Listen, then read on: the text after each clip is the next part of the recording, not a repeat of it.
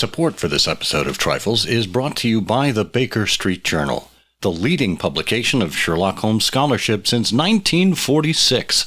Find them online at bakerstreetirregulars.com. And by listeners like you who choose to support us on Patreon for as little as $1 a month. Find out more at patreon.com/trifles. Welcome to Trifles, a weekly podcast about the Sherlock Holmes stories. It is, of course, a trifle, but there is nothing so important as trifles. Yes, the cyclist was solitary, the bachelor was noble, and the resident was patient, but there are so many other details to pick apart in the stories. Pray, be precise as to details. You know the plots, but what about the minutiae? On which 3 continents did Watson have experience of women? When did 221B Baker Street first get telephone service? And why does Holmes prefer telegrams over writing? You are very inquisitive, Mr. Holmes. It is my business to know what other people don't know. Scott Monty and Burt Wolder will have the answers to these questions and more in Trifles. The game's afoot. Episode 353, The Dental Holmes. Hello and welcome to Trifles, the podcast about the details in the Sherlock Holmes stories. I'm Scott Monty. I'm Burt Wolder. Burt, I can almost hear you smiling through the microphone. Yes, it's easy. It's because the sound is reflected off of my gleaming teeth. Oh, that's what it is. Well, gleaming teeth you have, and gleaming teeth we shall talk about. It strikes me that we already talked about teeth in the Sherlock Holmes stories in episode 206, but that was really geared more toward tooth marks and using teeth in the art of detection. And today is, this episode will be a little bit more of a survey of sorts, as well as a little bit of a nod to the trope of British teeth, as it were. I think we talked about that last time a bit, but it was worth revisiting because we've discovered a piece of poetry that will aid us in this effort.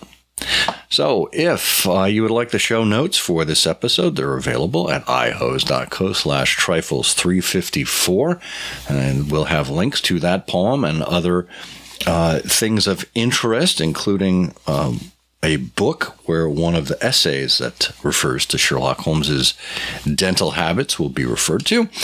You can also reach our Patreon page from the show notes, or if you'd like to go directly to it, it's patreon.com/trifles. Every patron is eligible monthly for a drawing for a free back issue of the Baker Street Journal. And on a quarterly basis, we do a drawing for all of our patrons for a free annual subscription to the Baker Street Journal. The bonus also is you get to listen to the episodes ad-free if you so wish through Patreon and Spotify. And of course, with respect to our Patreon supporters, we also give them bonus material from time to time, outtakes, additional conversation, and things that we just happen to find along the way. Check that out and see if it works for you.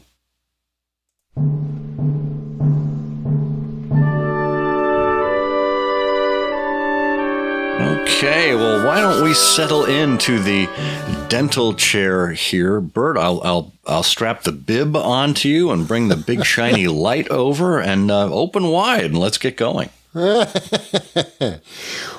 Well, there are many areas in the canon where teeth are mentioned, and we're going to be reviewing just about all of them today. It is worth noting that in our prior episode, we did mention the fact that there is this notion that British teeth are worse, say, than American teeth is something of a myth. And in fact, there was a study that was reported on around 2016 in the British Medical Journal that showed that English people have better teeth than their U.S. counterparts. So I think we do want to begin by just sort of addressing that trope and sort of getting out of the way. But then what I would really say about this is that the fact that teeth are mentioned in different ways in the canon is all part of the realistic world of Sherlock Holmes and Dr. Watson. And it's one of the reasons why these people loom so large for us and why we get so wrapped up, because they mention things that are part of everyone's daily experience. And you don't see that with Dr. Thorndyke or Miss Marple or Hercule Poirot or other detectives. It's a real verisimilitude of their world. It really is. And I think that is part of the genius of Conan Doyle, his eye for detail, his eye for reality. This is what made people confused about Sherlock Holmes being a fictional character for so long, and why they would write to him at Baker Street. Yeah. And this the trope that you mentioned, the stereotype, part of it, just looking at it from a historical perspective, part of it is that the NHS, the National Health Service, went into effect in 1948, which gave Brits universal health care, which included dental care. And typically basic dentistry is included in that, and not cosmetic dentistry. And I think in the United States, we've seen a rise in cosmetic dentistry with veneers and caps and teeth whitening and all the rest. So there's been this kind of contrast, and it probably as part of the understated British nature to pursue that level of vanity is almost seen as unseemly. And so you see this wonderful divergence. And yet, Americans have more cavities than British do, according to that study. So herewith, let's dispel with the tropes. But I do want to bring up one thing that connects directly with Conan Doyle here. And I seem to remember it from Nicholas Meyer's The West End Horror, which was his follow-up pastiche to The 7% Solution. Oscar Wilde figured into that book. And from what I recall, and I don't have the exact reference handy, he mentions Wilde as covering his mouth with his hand while he spoke to kind of cover up his teeth.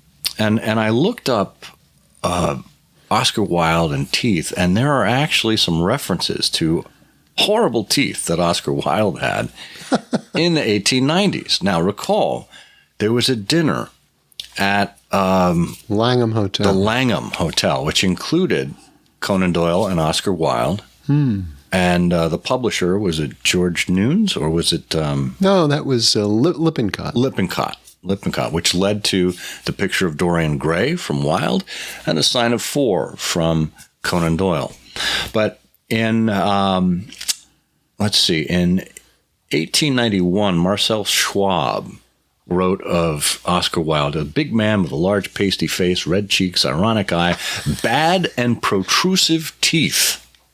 And Lily Langtry wrote of him, he had a well-shaped mouth with somewhat coarse lips and greenish-hued teeth. And finally, Jules Renard said, Oscar Wilde had luncheon with me. This is in 1892. He does not offer you a cigarette. He chooses one for you himself. Blah, blah, blah. His face is covered with broken veins, and he has long and decayed teeth. Poor Oscar Wilde. Apparently, his teeth were getting worse in the 1890s, and they eventually rotted out, leading to Wilde needing dentures. So I think that I would imagine that Conan Doyle must have made this observation in 1890, which is what led to it being in the West End Horror. Well, I always thought that, when it came to the West End Horror and Oscar Wilde, that the West End Horror was flossing.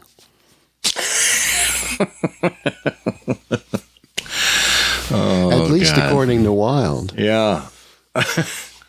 Well, it's interesting. We have to hold up the American side of this, of course, and mention that George Washington had horrible teeth, which, except for one, Right. I think fled his mouth. The last remaining tooth. That was the only thing that secured his dentures in place. Yes. The poor guy. A poor guy. Well, speaking of false teeth, this leads perfectly into one of the references in the Sherlock Holmes stories. And this is probably one of my favorite scenes in the entire canon. You want to set us up here from A Case of Identity? Yes. Well, it is. It's one of my favorite scenes, too. We have Holmes and Watson in one of their casual conversations in Baker Street, and Watson is trying to make a point to Holmes about the particular set of circumstances. And as usual, Holmes is about to top him. But Watson finds this entry in the newspaper and says, "Here is the first heading upon which I come, a husband's cruelty to his wife." There's a half column of print, but I know without reading it that it is all perfectly familiar to me. There is, of course, the other woman, the drink, the push, the blow, the bruise, the sympathetic sister or landlady, the crudest of writers could invent nothing more crude. And Holmes says, well, your example is unfortunate for your argument. This is the Dundas separation case, and it happens that I was engaged in clearing up small points in connection with it. The husband was a teetotaler, there was no other woman, and the conduct complained of was that he drifted into the habit of winding up every meal by taking out his false teeth and hurling them at his wife. Acknowledge, doctor, I've scored over you in your example. That is the best. Yeah. Watson couldn't have chosen a more unfortunate case. But I don't know that I've heard of anyone taking out their false teeth and hurling them because, ultimately, if you missed someone and they hit the wall, they'd smash into into pieces, and then you'd have a Thor bridge. Sorry. Sorry about that. I like that. That's pretty good. Well, Mrs. Dundas must have, they were in proximity, the Dundases, sitting across the table so that he could scarcely miss her. It wasn't that she was, in another room and he was hurling his teeth through the doorway. Well, eventually she got fed up enough with it that she called for a separation. So now Sherlockians have a tendency to try to recreate events in the canon, and we have people who over the years have tried to recreate the circumstances under which the poor, unfortunate Hector MacFarlane lost his thumb and so on. I wonder if anybody has tried to recreate hurling false teeth at one's partner, winding up every meal. That would be something. Well, why don't you try it and let me know how it goes? Well, we've got a little set of those teeth you wind up in the chatter. You could start with that. That would be great. Yeah. Oh, wonderful. Well, kind of keeping on the theme here, in The Sign of Four, and I think this may have been a supposition made by some Sherlockian scholars. We see in Bartholomew Sholto, or was it Thaddeus? I think it was Thaddeus Sholto that Holmes visited. Brother Bartholomew is the other one. He was the dead one, right. But again, Sign of Four, written in 1890, coming off of that dinner at the Langham with Lippincott and Wilde. Here in Sholto, we see what could possibly be a similar description of Oscar Wilde. A blaze of yellow light streamed out upon us, and in the center of the glare there stood a small man with a very high head, a bristle of red hair all around the fringe of it, and a bald, shining scalp, which stood out from it from among it like mountain peak from fir trees. Now, I should mention that Oscar Wilde had a full head of hair, so this bald pate with the red hair, obviously not directly lifted. But here's where it gets interesting. He writhed his hands together as he stood, and his features were in a perpetual jerk, now smiling, now scowling, but never for an instant in repose. Nature had given him a pendulous lip and a too visible line of yellow and irregular teeth, which he strove to feebly conceal by constantly passing his hand over the lower part of his face. How interesting. So I wonder if anyone other than you has observed over the years that this might be a connection to the view of Oscar Wilde that Doyle had at that dinner. I have a sneaking suspicion that someone did, but it is too far away in my memory, too tucked away to know. I will say that Sholto had yellow and irregular teeth. Wilde had green and irregular teeth. So clearly they each had a preference for a different kind of chartreuse. Well, maybe it was the candlelight. I think could be. In the Langham Hotel, the lighting is probably a lot better than in Sholto's. Yeah, could very well be. Well, why don't we allow you to take some candlelight refreshment while we hear this quick word from our sponsor. We're now in the fourth quarter of the year, and the Baker Street Journal is going as strong as ever under editor Dan Andriacca. We've just seen the cover for the autumn issue, and it is a doozy. Full-color rendering of Professor Moriarty's head and shoulders from Sidney Paget's famous illustration. Well, that's not to say the professor had dandruff. Far from it with his bald pate. But we see the details of Paget's genius close up. And that's what the Baker Street Journal allows us to do with all kinds of scholarship and creative writing. To focus on the details of some aspect or another of Sherlock Holmes and his world. Just like we do here on Trifles. If you haven't gotten a subscription for 2023, it's not too late. You can still subscribe, get all of the issues to date, and be signed up for the Christmas annual. Just go to bakerstreetirregulars.com and subscribe to the BSJ today. Okay, we're back talking about teeth in the Sherlock Holmes stories. Where else would you like to pick up that seems something that we could sink our teeth into? It's a great clue, teeth, and the patterns that they leave behind. And in fact, in forensic work over the last decades, I recall seeing several articles about teeth patterns and whether or not they could be as distinctive, of course, as opposed to real dental records, but the marks made by a pair of teeth, if they could be distinctive in terms of allowing someone to actually perform an identification of another individual. But this comes up in the yellow face when we have a pipe found. And Holmes remarks, pipes are occasionally of extraordinary interest. Nothing has more individuality except perhaps watches and bootlaces. The indications here are neither very marked or very important. The owner is obviously a muscular man, left-handed, with an excellent set of teeth, careless in his habits, and with no need to practice economy. And the bite marks, the excellent set of teeth, comes from the impressions that the teeth would have left on the pipe stem. Because Holmes says, here he's bitten through the amber. And now these are the days when some pipe stems would actually be made rather than of vulcanite, of amber, actual amber. And Holmes says it takes a muscular, energetic fellow and one with a good set of teeth to do that. I do like that.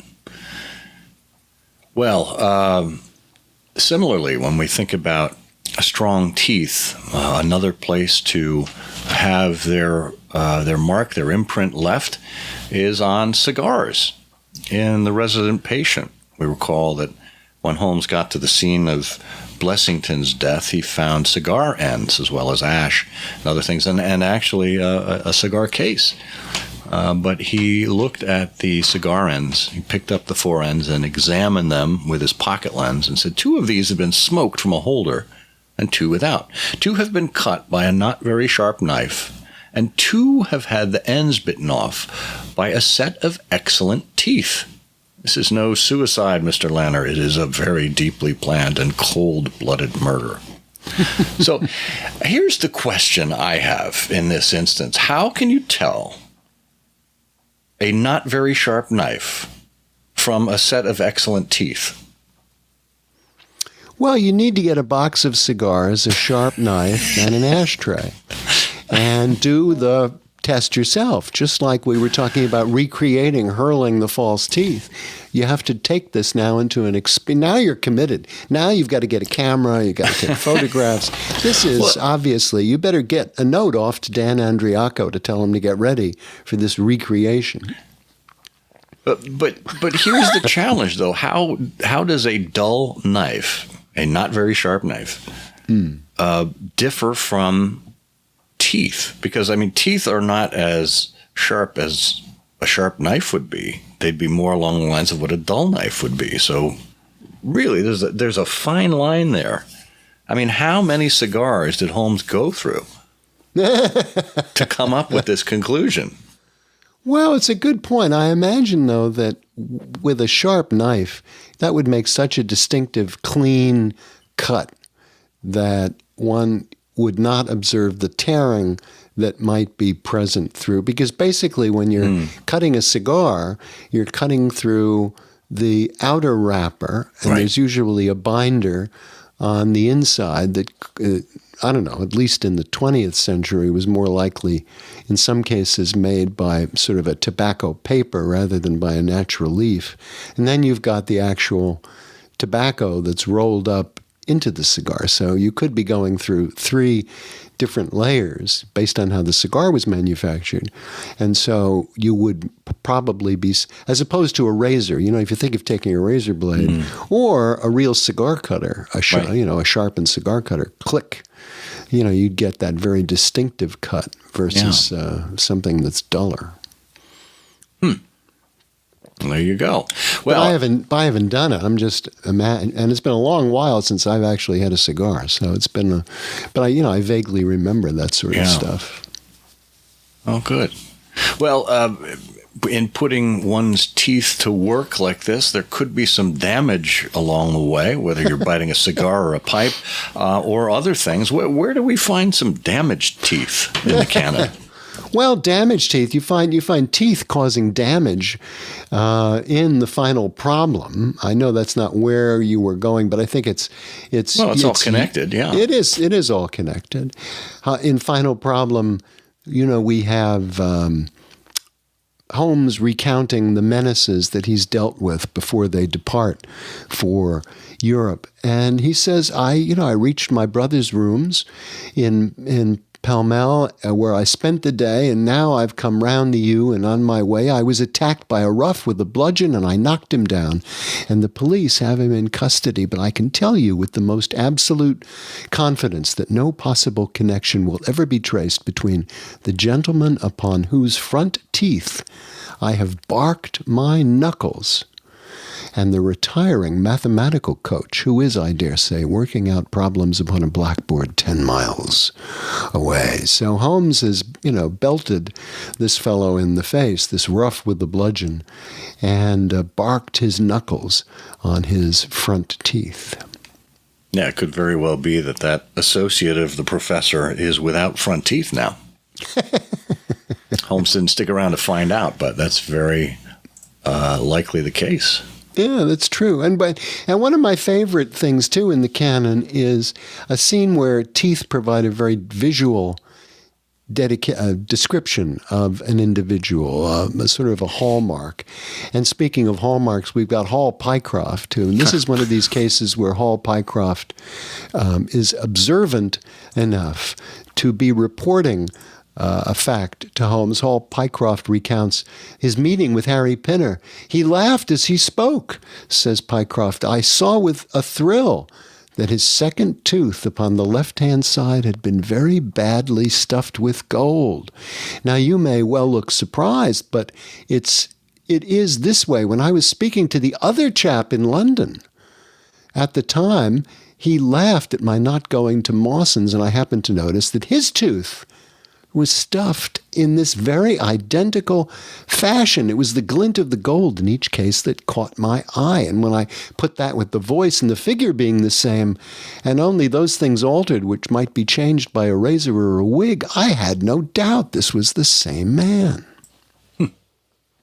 Yeah, that's a very astute observation by a client. And it makes me wonder if someone has actually done a survey of the evolution of materials used to fill teeth over the course of the 19th and 20th centuries. Now, amalgam or even tooth-colored fillings are used, but we do still see an occasion of gold teeth being used, or, well, certainly the rappers that have their grills installed. But I wonder, back in Holmes's time, what the common material was for fillings. Well, it's a very good question. I have a vague memory that the use of gold was perceived as, I don't want to use the word adornment, but I don't know what other word to use, that it was, let's put it this way, that if gold was observed during, as your mouth opened and closed, that it was not looked upon as a repair. It was looked upon more as an adornment. But maybe I'm wrong about that. You could very well be. Well, according to the Museum of London, during the 18th and 19th and 20th centuries, there were major advances made in dental treatment, including materials used for filling, gold, silver, and amalgam, porcelain teeth, the use of animal teeth, and even other people's teeth. How do you like that? Dentures were made from wood, animal bone, ivory, and vulcanite to present-day plastics and acrylics. And the Museum of London Archaeology discovered a number of wonderful dental interventions from various excavations, including the 200-year-old false teeth of the Bishop of Narbonne. Well, when you think about teeth that are left behind, you're always reminded about the empty house, because you have this scene in the empty house where Holmes is at the end of the case sitting back in Baker Street with his index and says, my collection of M's is a fine one. There's Moriarty and Morgan the Poisoner and Meridew of abominable memory and Matthews, who knocked out my left canine in the waiting room of Charing Cross. And then finally, here is our friend tonight, Colonel Moran. But, we never learned more about Matthews. What was that all about? Yeah, it's a good question. Well, Bill Hyder, in The Root of the Matter, explains that Holmes never actually stated that it was his tooth that was knocked out. So the left canine might have been Sherman's old hound, Toby, from The Sign of Four. Well, he had, but who was the other dog? Who was the one on the right? Right. Well, it's the one he left behind, that's all. I was walking these two dogs, Watson. He knocked out my left canine. Yes. He knocked out my left canine. Well, and where is that tooth? Can you imagine the value that tooth? We could be calling Sotheby's. Yes. Oh. Yeah. Maybe someone can 3D print a tooth for the BSI dinner and hand that out to all the attendees. This is Sherlock Holmes' tooth.